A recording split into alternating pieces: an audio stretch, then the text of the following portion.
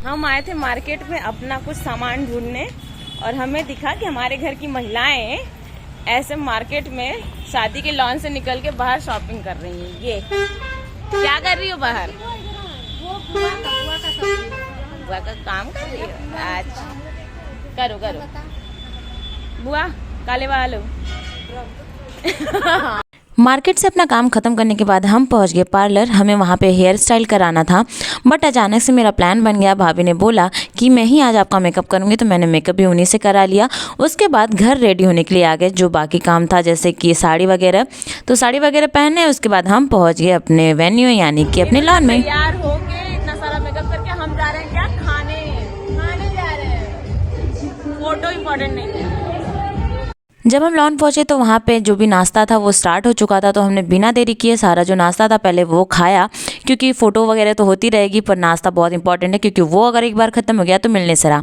तो फटाफट हमने जितने भी नाश्ते थे सब ट्राई करा, सब अच्छा था, बहुत अच्छा था। और मैं ज़्यादा खाना खाती नहीं हूँ तो मैंने यही सब खाया। बहन के बेचारे इतना तैयार हो के, बहन की शादी है तो ये यही करेंगे। कितना भी अच्छा सूट वूट पहन ले, भले ही एयरफोर्स में नेवी में हो, बट क्या करेंगे शादियों में। ये महिला सिर्फ इसका फोकस खाने पे है, फुल पैसा वसूल करने आई है। और भी है सारे इसी लाइन में है, बट यही सरदार है इन लोगों की। और इधर हमारे घर की तो खूबसूरत beauty, this is one bachelor beauty है। ये महिला बस खाए जा रही है। एक भी चाट, एक भी कोई नाश्ता छूट नहीं रहा इसका। जैसे जैसे रात हो रही थी वैसे वैसे ठंडी बढ़ती जा रही थी, तो सबको कॉफ़ी और दूध जो भी केसर वाला था वो सबको चाहिए हो रहा था।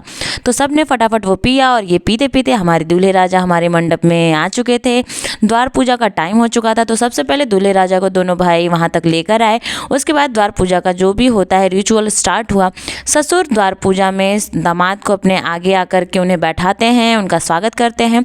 तो यही सारी चीज़ें चल रही थी। दामाद जी को देखने के लिए घर की सारी औरतें इकट्ठा होकर के एक जगह बैठ गई थी। वैसे तो सब खड़े रहते हैं, पर इतना देर से सारे लोग वेट कर रहे थे, बारात थोड़ा सा लेट हो गई थी आने में, तो सारे वहीं पर बैठ गए। उसके बाद सब अच्छे से दामाद जी का वेलकम कर रहे थे। द्वार पूजा होते टाइम जो भी हो रहा था कार्यक्रम, उसको सब बहुत ही ध्यान से देख रहे थे।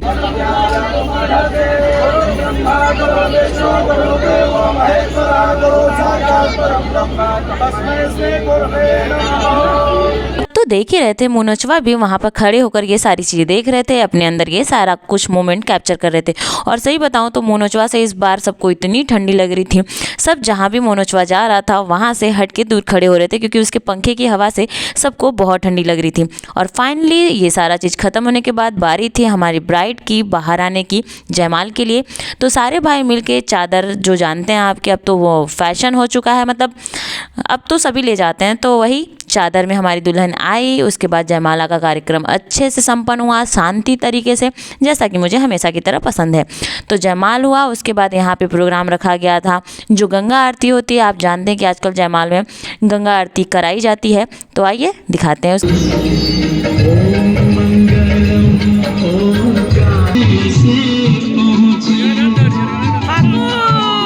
गंगा आरती के बाद सबने वर वधू को आशीर्वाद दिया, उनके अच्छे जीवन की कामना करी। हम भी स्टेज पर गए, उन्हें आशीर्वाद दिया, फोटो क्लिक कराई, जैसा कि सब करते हैं। उसके बाद अब आंगन में वो मोमेंट आने वाला था जिसका सबको बेसब्री से इंतजार था। जी हाँ, हमारी यूपी बिहार में गाई जाने वाली देसी गाली। तो आइए एंजॉय करते हैं ये देसी गाली।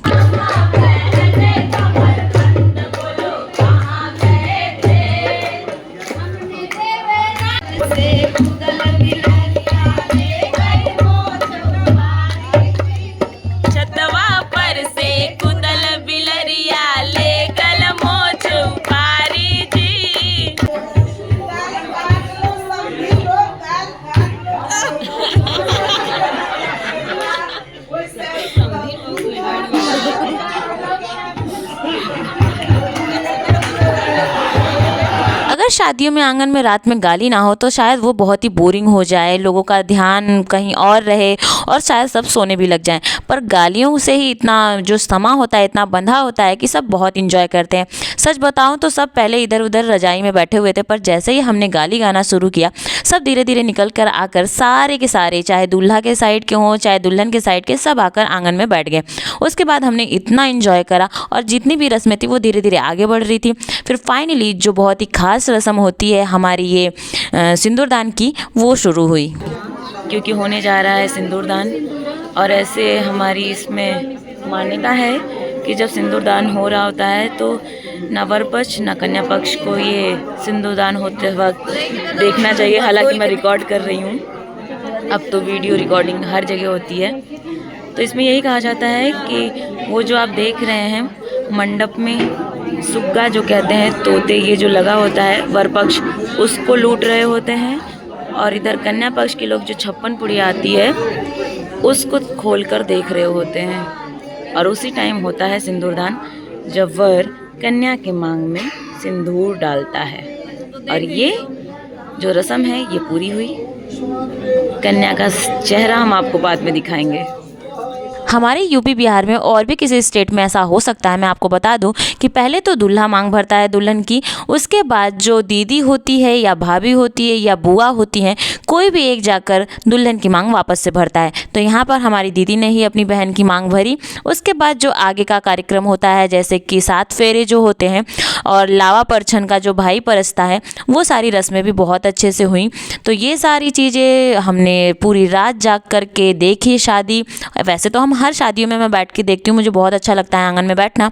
तो फाइनली पूरी शादी हो गई। उसके बाद दूल्हा दुल्हन को जो कोहबर वाला रूम होता है उसमें ले जाया गया और भी आगे की जो रिचुअल्स थे वो पूरे कराए गए।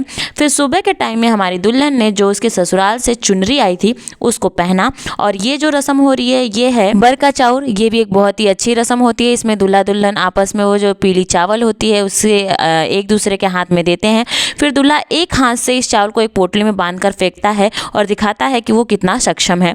तो ये फाइनल रस्म भी पूरी हुई। मिलते हैं नेक्स्ट वीडियो में एक नई वीडियो के साथ, तब तक के लिए बाय बाय।